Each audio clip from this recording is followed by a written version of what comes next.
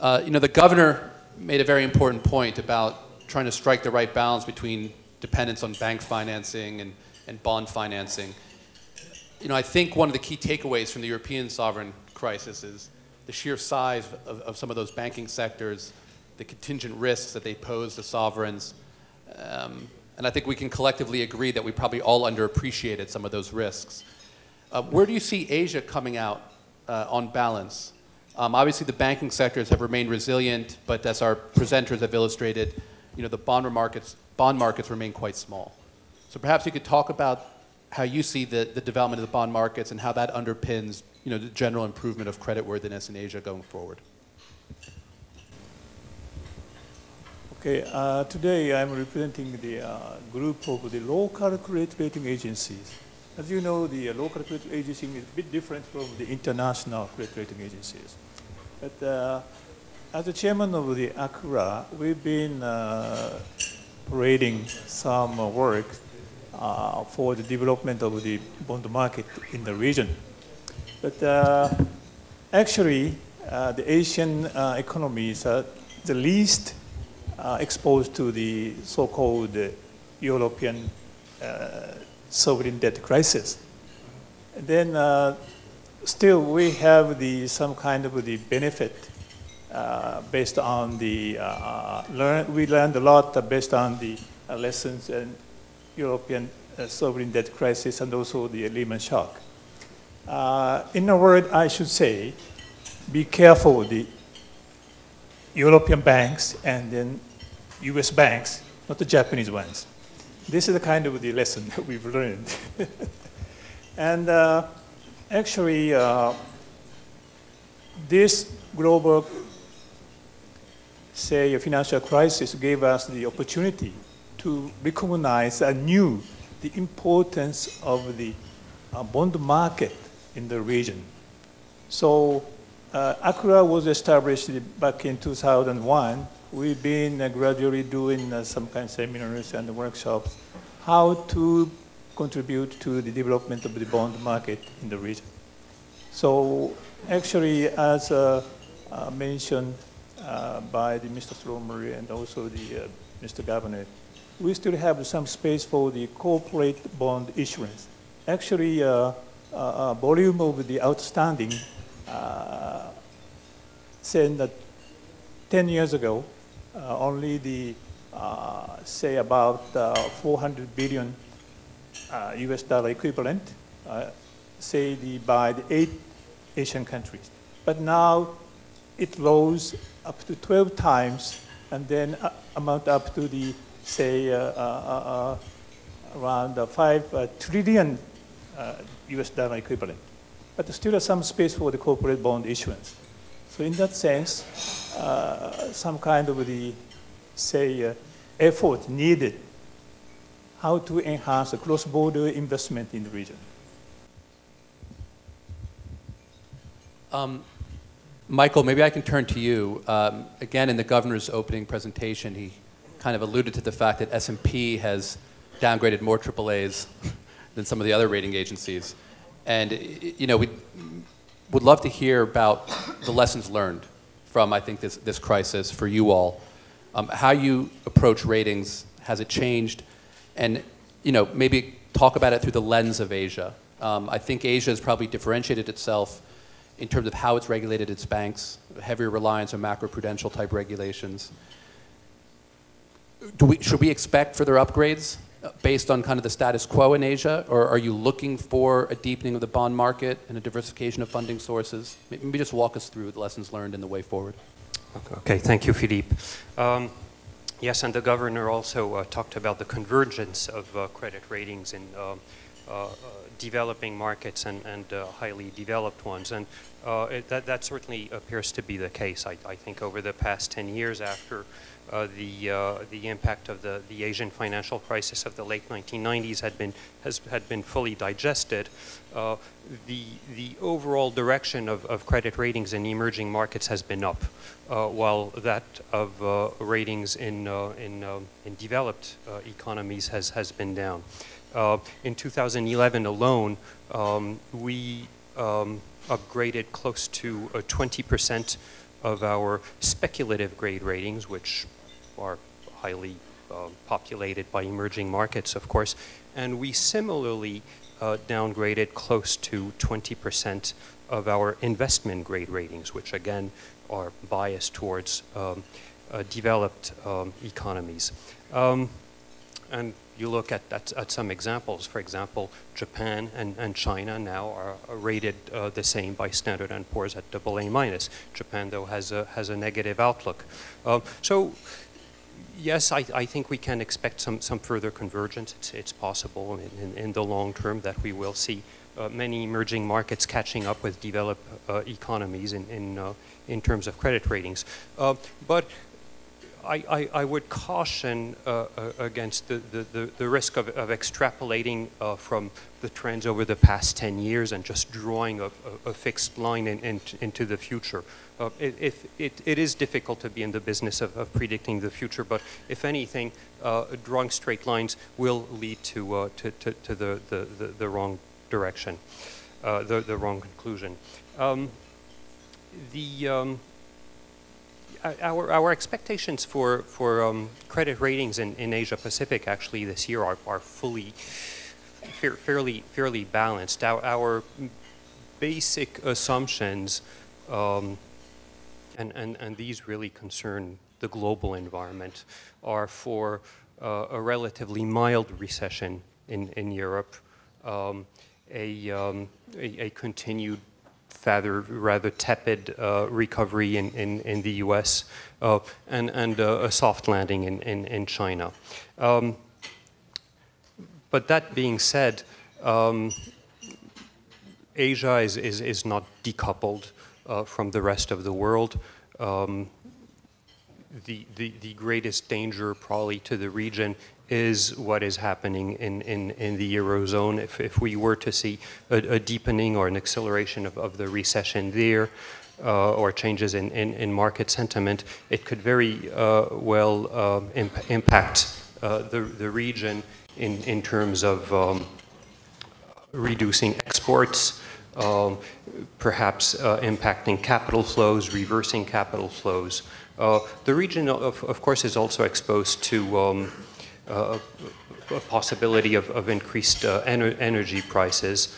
And in that kind of difficult environment, where policymakers would be torn between trying to tame inflationary pressures and budgetary pressures, there's a possibility of some either policy mistakes, policy reversals, or policy paralysis. So, in conclusion, some possibility of improvement over the long term, but there could be hiccups along the way, and certainly the environment is the environment in the coming years is a difficult one. On the subject of the debt capital markets in the region, we've been extremely pleased and we're very optimistic about the continued development of the domestic debt capital markets. That's been a tenet of policymakers in the regions after the financial crisis, and a number of measures are continuing to be put in place to develop those. And I think they will help also in helping the region cope with possible external shocks. I'll leave it at that. Thank you, Michael. Turning to Jennifer, maybe I can follow up on the question I asked Michael and hone in a bit more specifically. And at the risk, I think, of being a little bit provocative and maybe overly simplistic, if you look at the West, they were obviously, many of those countries were richer than the Asian countries. But for many of the other balance sheet metrics, growth dynamics, debt to GDP, external type factors, Asia performs better. Would you, again, linking it to bond markets, is one of the constraints for all issuers and the credit ratings across the spectrum going forward in Asia, simply that they just don't have, access, to long-term local currency financing, the way we do in the West? Is the debt tolerance of corporates and governments in this region lower as a result of that? Or, what explains the differences, I guess?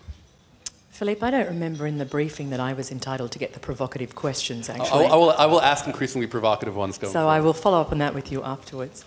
I think, to answer your question, that the very short answer is no. I don't think that operates as a restriction in and of itself in terms of the credit rating fundamentals of the Asian countries versus the Western countries.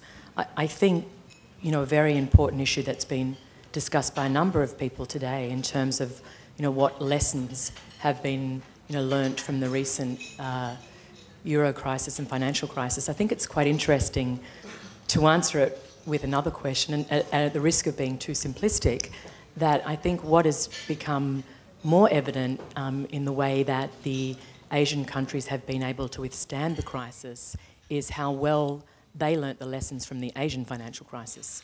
And I think that that's a really interesting point for discussion, perhaps for some of our European country colleagues at this point in time. Because if you look at, again, along the lines of some of the comments that Michael made as well, during the course of the financial crisis, you know, generally the credit ratings of the Asian countries have moved in a positive direction.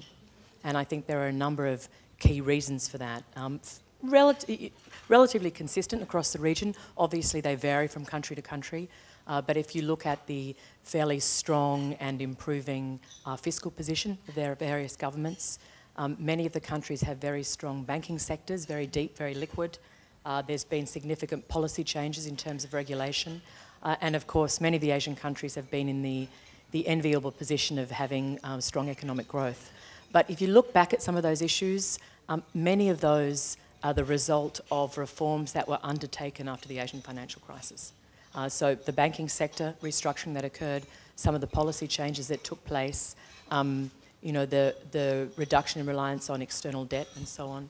So I think that has really positioned the region very well to weather the current crisis that we've seen now. And, you know, it'd be interesting to hear some discussion in reverse, if you like. You know, have the European countries and other parts of the world understood how well Asia learnt the lessons from its crisis earlier and responded to that? And, you know, a good discussion, I think, going forward. Certainly, Asia is still impacted clearly by the global financial crisis and currently in particular, you know, macroeconomic pressures from the Eurozone. But interestingly, they don't seem to be undermining the strong credit fundamentals of the various Asian countries. You know, many of the Asian economies are very open, export-led, as you all know far better than I, and they will, you know, they will be hit by a reduction in demand from Europe and the US. But nevertheless, what we're not seeing now is that that will lead to, as I said, significant reduction in credit strength. So a long way to answer your question, I know, but I don't think the fact that Asian countries have been, you know, not at the same stage of development, perhaps in developing liquid capital markets, has impacted their credit strength in other ways. And in some ways, the question might be, for a number of countries, but not all, the fact that their capital markets were less open, in fact, they benefited from that during the financial crisis. They didn't have the quick outflow of money that we saw. They weren't in certain markets. Indonesia and India come to mind, but it's probably true of many Asian countries. They weren't exposed to European banks in quite the same way.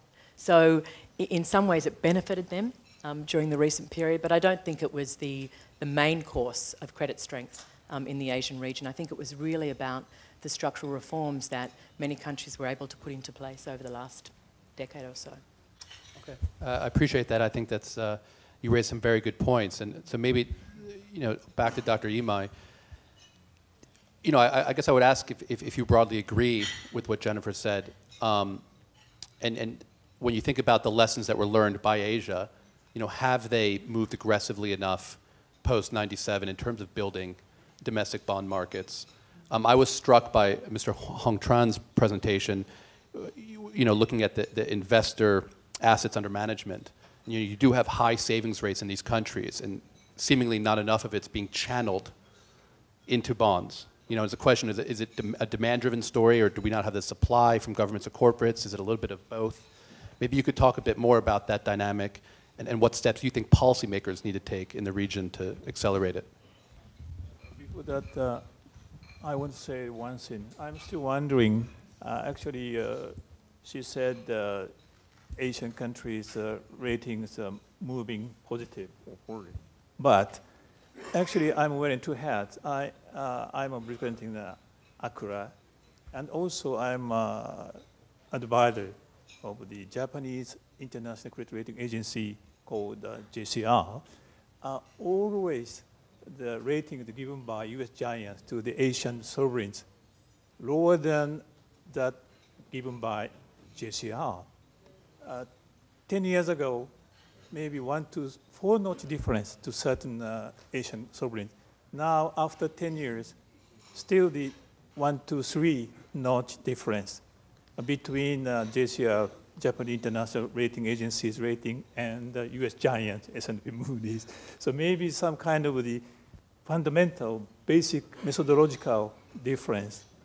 But one thing I've learned when I tried to establish the ACRA, I made some kind of field study in the region requested by Japanese Finance, Ministry of Finance. And then I was advised Malaysian government and the private sector, and then Hong Kong, and also the Hong Kong, Malaysia, and yes, Philippines. Actually, U.S. giants approach a bit different, and then they put stress on the data figure itself. But JCR's approach to sovereign ratings put more emphasis on the qualitative side. That might be some kind of basic difference between U.S. giants rating to the Asian sovereigns and ours, something like that. That's one thing I want to say. But actually, we've learned a lot of things, from the Lehman shock and Asian credit crisis, 1997. And then, but we have to think about this kind of the thing. Certain Asian countries suffered some kind of, say, a certain capital flight, and also some years after, certain excessive capital inflows. So in that sense, we have to have some kind of gadget, how to cope with these situations, excessive capital inflow, and also the other way around, a very sudden capital flight. That is the development of the bond market locally. That's very, very important. That's why the ACRA was born. But still ahead, we have some kind of the new international financial crisis. Risk of the Asian government lies in this kind of the possibility that financial market might harbor the similar concern about the management of those Asian countries about the public sector bond debt, because European debt crisis. Actually, no more government guarantee worked. Government guarantee worked. No more government. Then how we can cope with it? Very difficult. So maybe some kind of the, say, international, movement toward the risk aversion. So maybe it might cause a rise, some kind of the aversion, to avoid the, say, international investors leave the region. So we have to cope with this kind of thing as well. So in that sense, some kind of groundwork of the development of the local bond market is very, very important. Thank you for that. Michael, I'd like to seize on something that Dr. Imai mentioned about methodological differences. I know that both within the rating agencies and also third parties, there have been some studies that have kind of isolated GDP per capita as one of the main drivers of ratings. And I think part of that is because we assumed rich countries had stronger institutions that afforded them a greater policy flexibility in terms of managing shocks. And I think, the crisis in Europe might at the margins be calling some of that weight that we've placed on that metric.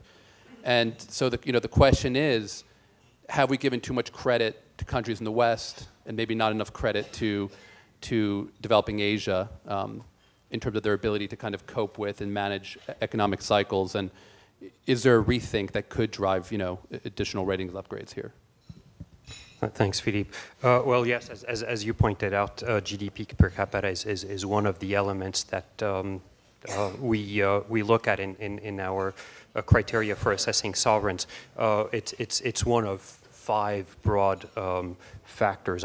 We look at GDP capita as one element in assessing what we call the economic score, where we look at the resilience, diversity of the economy, also at its growth prospects. And the assumption there is that high GDP per capita is the result of solid institutional arrangements that in the past have been able to deliver prosperity to the citizen. So it is a backward looking way of assessing the institutional strength and the ability to deliver strong policies. Now, whether we're putting too much weight on it, very difficult for me to say. Maybe we should have this dialogue 10, 15 years from now. And the reason why I'm saying that is that the way to assess the performance of credit rating firms is to look at their default studies. We've just updated our default study on sovereigns last month. It's publicly available. It's extremely detailed. It's based on 128 sovereigns, which is a large number, but it's statistically not that diversified. It's not a statistically significant sample, but still it shows an extremely robust performance of credit ratings. And what's interesting is that even though that sample is not that statistically significant, it's broadly in line with the rating performance of our other asset classes. For example, well, there have been no defaults of AAA or AA's yet. But there's been 1% of single A's that have defaulted. That's Greece. That default has been very helpful to our default studies last year. About 5% of triple B's have defaulted. Around 20%, I think, or 15% of double B's. A bit higher for single B's, and then over 80% for triple C's. So based on our default studies, performance has been very robust. Maybe one more question from me, and then we'll open it up to more interesting questions from the floor. Back to Jennifer, if I may. The governor highlighted there's both, pros and cons, obviously, with rising cross-border capital flows. We do have relatively shallow bond markets still in many of these countries. And obviously with all the Western institutional investors now coming into Asia, you've even got central banks starting to buy up each other's government bonds. I mean, how does that play out? And from your perspective, do the pros outweigh the cons? And how do you as a rating agency come out with kind of what is the appropriate measured approach towards deepening these markets and opening them up to cross-border investment?